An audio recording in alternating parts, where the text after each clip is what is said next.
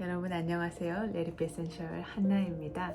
오늘 영상에서는 미국에서 싱글맘으로 살면서 이제 양육비나 이런 것들을 전혀 받지 않는 상태에서 제가 집안의 가장으로서 그리고 풀타임 워킹맘으로서 아이들 둘을 데리고 살면서 기본적으로 들어가는 비용에 대해서 한번 이야기를 해볼까 합니다.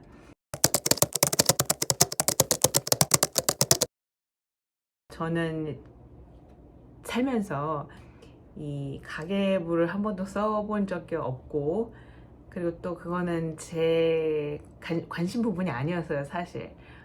그 돈이 없을 때도 그랬어요, 심지어. 그리고 또 이제 결혼해서 살면서는 포커스를 두고 살진 않았었던 것 같아요. 근데 진작 알았더라면 얼마나 좋았을까 하는 생각을 이제서야 합니다. 그리고 나서 이제 이혼하고 나서도 대충 얼마가 어디에 들어간다 이 정도 부분은 알고 있었는데, 어느 순간 그게 아마 작년 11월쯤 됐을 거예요. 갑자기 제가 지금 40이 넘었고 8세, 11세 아들 둘을 키우고 있는데, 평생 이제 렌트 내면서 살 수는 없으니까 언젠가는 집을 장만을 해야 되는데, 그러려면 어쨌든 세이빙을 해야 되고 돈을 모아야 되잖아요. 근데 그러려면 돈이 도대체 어디서 새는지를 알아야겠더라고요. 그때서야. 그래서 다 적기 시작했어요. 생각보다 많은 돈이 제가 생각하지 않았던 곳에서 새더라고요. 그 당시 때만 해도 아마존에서 되게 많은 것들을 사고 있었어요. 그 계기로 해서 아마존을 거의 반 이상을 줄였던 것 같아요. 이제 살다 보면 예상하지 않은 곳에서의 지출이 항상 있잖아요. 그런 것들 다 감안했을 때 얼마가 들어가는지를 이제 따져보는 게 굉장히 중요하더라고요. 그래서 매달 이 숫자를 보고서 이 부분에서 내가 좀 확실히 줄여야겠구나, 이런 것들을 인식하는 게 굉장히 중요하다고 생각을 해서 제가 매달 적고 정리를 하고 있습니다. 이번 달 같은 경우에 이제 3월 달 쓴 비용이에요. 제가 숨만 쉬어도 들어가는 기초적인 생활을 위해서 무조건 들어가는 비용들을 먼저 이제 순번대로 이제 나열을 해보면, 첫 번째는 월급이 들어왔을 때 가장 큰 지출 부분을 차지하는 게 바로 렌트비 아니겠습니까? 한 달에 제가 내는 렌트비는 1,707불이에요. 근데 거기다가 케이블 값을 붙입니다. 아파트 자체에서 135불. 그리고 또 아파트 자체에서 붙이는 그 물값이랑 이런 게 다 있잖아요. 토탈 해서 매달 2,560불을 내는 것 같아요. 2,050, 2,060 요 선을 왔다 갔다 합니다. 그리고 두 번째는 이제 제가 아이들하고 100% 시간을 같이 있다 보니까 그로서리, 그 식료품 사는 비용이 많이 늘었어요. 그전에는 레몬, 딸기, 그 다음에 물, 요 정도만 장봐도 저 혼자 잘 버텼거든요. 근데 지금은 애들 삼시세끼를 다 해줘야 되고, 거기다 간식에다가 도시락까지 싸다 보니까 식대가 장난 아니에요. 그리고 저희 아이들이 잘 안 먹었거든요, 어릴 때는. 근데 지금은 엄청 잘 먹어요. 그래서 한번 코스코 가면 한 200에서 300불 사이가 되는 것 같아요. 그거를 일주일에 한두 번씩 하고, 한 번씩 가려고 해요. 두 번은 너무 많은 것 같고, 한 번 가지만, 대신에 아시는 분들은 아시겠지만 코스코에서 모든 걸 다 볼 수가 없잖아요. 한인마트도 가야 되고, 그 다음에 그냥 일반 로컬 마트, 월마트나 타겟 이런 데도 가야 되고 하다 보니까 그거를 다 따진 비용이 1,300불 정도가 들더라고요. 지금 3월달 같은 경우에는 1291.77이 나왔는데, 보통 1200에서 1400을 왔다 갔다 하는 것 같아요. 그래서 식대가 무시 못하는 거. 그러니까 지금 렌트랑 식대만 합쳐도 3,300이에요. 그 다음에 하루에 3시간씩 월요일에서부터 금요일까지 아이들을 등하교를 시켜주고 있잖아요. 그 가스비가 270불 정도가 나옵니다. 지금 다행히 가스가 싸서 이 정도지, 이제 가격이 또 오르면 이것도 엄청나게 이제 올라가겠죠. 270불 정도가 소요된다고 보시면 되고요. 중요한 부분 중에 하나죠. 제가 헬스 웰니스 해가지고 카테고리를 만들었는데, 이제 병원비나 이런 것들을 다 넣습니다. 보험료 이런 건 넣지 않았고요. 그냥 병원비만 넣는데 여기 중에서도 지금 이번 달에 지출이 좀 컸는데 그 이유 중에 하나가 치과 카이로프랙틱도 제가 등록을 했기 때문에 조금 경비가 컸고, 그리고 매달 제가 도테라로 지출하는 그 부분 또한 여기다 포함을 시켰어요. 그래서 가격이 좀 올라갔는데 토탈 862.78전이 들었네요. 근데 치과 같은 경우에는 6개월에 한 번씩이니까 그걸 이제 좀 따지면 조금 더 내려가는 부분이 있겠죠. 그 다음은 인슈런스입니다. 미국 인슈런스는 워낙 말이 많기 때문에 저도 개인적으로 진짜 너무 싫어하는 부분 중에 하나예요. 저는 이 보험은 두 가지를 내요. 차 보험료랑 제 건강 보험료를 냅니다. 이거는 생명보험 이런 게 아니에요. 그냥 건강 보험료예요. 안 들면은 그것도 또 페널티를 내야 된다고 하기 때문에, 그리고 또 보험 같은 경우는 만약을 대비해서 가지고 있는 건데 이 엄청나게 보험료가 많이 붙어요. 진짜 이거 너무 아까워요. 사실 받는 게 하나도 없기 때문에. 그리고 또 병원 가서 코페이를 안 내느냐, 냅니다. 그것도 50불씩. 차 보험료가 150불이 나오고 헬스 인슈런스가 600불 가까이 나왔어요. 그러니까 토탈 합치니까 742.38이 나왔습니다. 보험료 두 개로만. 여기서 어마무시한 게 나오는 거죠. 그러니까 지금 제가 말씀드린 카테고리 있잖아요.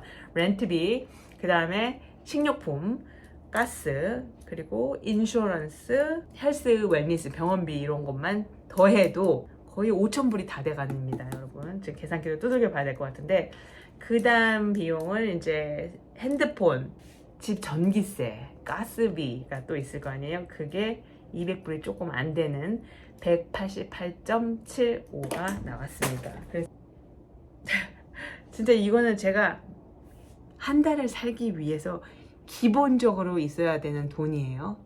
뭐 사치하거나 이런 게 전혀 없는 진짜 미니멈한 경비인데 5,405불이 나왔습니다. 5,405불. 와, 진짜 한숨밖에 안 나오네요. 자, 여기서 이번 달 변호사 비용이 이제 1,100불이 나왔어요. 1,100불. 근데 이거는 지금 적게 나온 겁니다. 지난달에 5,000불이 나왔어요. 제가 그래서 이게 맞는 건지 몇 번을 확인했는데 맞다고 하더라고요. 5,000불이 나왔는데 하나로 한 640만 원 정도가 나온 거예요. 이게 한 달 안에 그렇게 청구가 되니까 정신을 못 차리겠더라고요. 그리고 여기다가 이제 매달 서브스크립션 하는 그게 있는데 이번 달 같은 경우에는 금액이 조금 높았어요. 왜냐면 제가 유튜브를 이혼하고 나서 뭐 넷플릭스나 이런 것들 다 끊었거든요. 근데 이제 유튜브를 다시 재개해야겠다 하면서 이거는 가지고 있는 게 더 나을 것 같더라고요. 그래서 제가 그거 서브스크립션을 다시 시작을 했기 때문에 150불이 결제가 돼서 조금 늘었는데 토탈 여기는 뭐 스파티파이도 들어가 있고 아이클라우드 같은 거 이런 것들이 다 포함이 됐는데 그게 총 322.17불이 나왔습니다. 그 다음에 이제 줄일 수 있는 카테고리라고 하면 좋을 것 같아요. 총 이제 3개의 카테고리가 남았어요. 옷, 의류, 아마존, 밖에서 먹는 음식 또는 테이크아웃 하는 거, 딜리버리 하는 거, 또는 뭐 이렇게 아이스크림이나 이런 간단한 것들 있잖아요. 그런 것들을 따로 뺐는데, 그리고 지금 제가 이 숫자를 보면서 좀 반성을 하고 있습니다. 지난달에 변호사하고 이제 소송하고 변호사 비용 나오는 거 보고 더 돈을 쓰지 말았어야 되는데 모르겠다 이런 마음으로 속옷도 좀 사고 여러 개를 샀어요. 그래서 옷 부분에서 426불이 지출이 됐네요. 여기서 한 속옷은 뭐 그렇다 치고 나머지 카테고리를 한 250은 줄였을 수 있을 것 같은데 여기서 좀 반성을 하게 되고, 그 다음에 아마존 같은 경우에는 큰 거는 없어요. 다 자잘자잘 하는 것들인데 토탈 280불 정도가 나왔습니다. 예전에는 처음에 제가 11월 달에 이 가계부를 처음 정리할 때 그때 아마존 비용이 한 500불 나왔거든요. 너무 충격받아가지고 좀 많이 줄이고 구매를 웬만하면 안 하려고 하는데 꼭 필요한 것들 있잖아요. 그런 것들은 아마존에서 아직도 구매를 하고 있습니다. 그게 한 280.66전이 나왔고요. 밖에서 딜리버리 하는 음식들 또는 레스토랑에서 가서 먹는 음식들 또는 뭐 쿠키를 사 먹는다든지 아니면 아이스크림을 아이들이랑 같이 먹는다든지 그런 비용들 있잖아요. 그거는 제가 다이닝 아웃 또는 엔터테인먼트로 해서 빼서 계산을 했는데 그 비용이 324.36이 나왔습니다. 요것도 좀 높게 나왔어요. 왜냐면 제가 일한다는 핑계로 아이들이 저녁 못 먹고 이제 기다리고 있는 게 너무 마음이 아프고 미안해가지고 투고를 좀 몇 번 했는데 이거를 지난달에 너무 좀 아닌 것 같다는 생각이 많이 들어서 이번 달 같은 경우에는 자제하려고 굉장히 제가 노력을 많이 하고 있고 아이들한테도 이야기를 했어요. 밖에 음식을 집에 가지고 와서 먹는 거는 일주일에 딱 한 번만 할 수 있다 이렇게 얘기를 해서 애들도 그거는 이제 알고 있고 웬만한 거는 집에서 있는 간식들로 다 해결하는 걸로 이제 얘기를 했어요. 이제 아무래도 그게 더 건강하고 하니까. 근데 어쨌든 지난달 같은 경우에 밖에서 사 먹는 음식이나 또는 레스토랑 가서 먹은 것들, 레스토랑 가서 먹은 거는 여기서 솔직히 한 번 밖에 없고 나머지는 뭐 피자를 투고한다든지 아니면은 뭐 칙필레 이런 것들 투고한 거, 그 다음 아이스크림 사 먹은 거 이런 것들이 많은데 그게 토탈 324.36이 나왔습니다. 또 저희 아들이 이제 아리조나로 야구 여행을 갔다 왔는데 비행기 표를 제가 구매를 했는데 그때 비행기 표가 133.96이 나왔어요. 134불 정도가 나왔습니다. 이것 또한 매달 있는 지출은 아니지만 이런 뜻하지 않은 경비들이 매달 생기잖아요. 제 변호사 비용도 그렇고 의류나 뭐 아마존 같은 거는 좀 더 줄일 수 있는 여지가 많은 것들이기 때문에 줄이려면 여기서밖에 줄일 수가 없어요. 사실 반 정도까지는 줄일 수 있을 것 같아요. 기본적으로 살기 위해서 필요한 최소 비용이 한 5,300이 된다고 보시면 될 것 같아요. 매달. 장난 아니죠? 진짜 심각하네요. 얼마를 벌어야 되는 거야? 미국 텍스가 장난이 아니잖아요. 그러니까 혼자서 매버리로 이 생활비를 감당하기가 쉽지가 않아요. 정말로. 저도 요즘에 그래서 고민이 굉장히 많아요. 뭔가 다른 거를 해야 되나. 근데 그럴 또 시간도 없어요, 사실.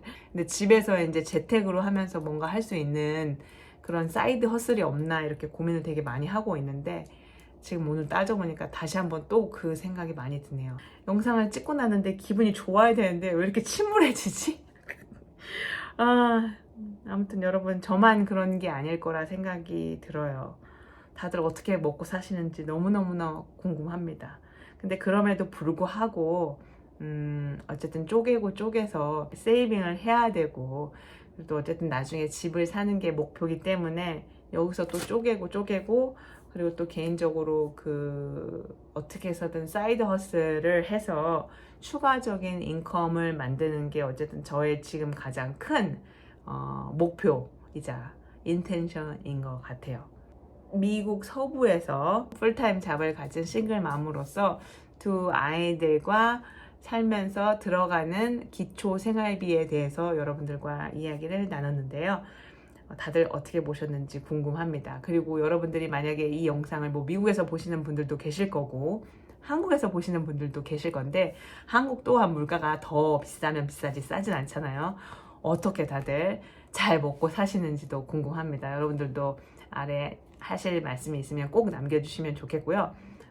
앞으로 이런 내용들을 조금 많이 다뤄보려고 해요. 아무것도 아닌 것 같지만 지금은 외벌이가 너무너무 힘든 그런 세상이잖아요. 처음부터 큰 돈을 버는 그런 목표는 아니더라도 뭔가 파트타임으로라도 경제활동을 시작함으로 인해서 본인 스스로한테도 좀 더 자존감을 높일 수 있고 자신감도 얻을 수 있고 그리고 또 어떤 일이 언제 생길지 모르는 것에 대한 대비를 위해서 준비를 해두는 것도 저는 너무 필요한 부분이 아닌가라는 생각을 제 경험을 바탕으로 공유를 합니다, 여러분. 저의 그 한 달 기초생활비를 공유를 했지만 이게 혼자서 풀타임으로 일하면서 아이들 보면서 모든 비를 내는 거가 쉽지 않거든요. 진짜 말 그대로 불투명한 미래잖아요. 뭔가 확정된 거나 확신된 게 아무것도 없는 이 세상에 나 혼자 우리 아이들 나만 바라보고 있고 앞으로 어떻게 살아야 될지도 막막하고 그렇지만 한 가지는 있어요, 여러분.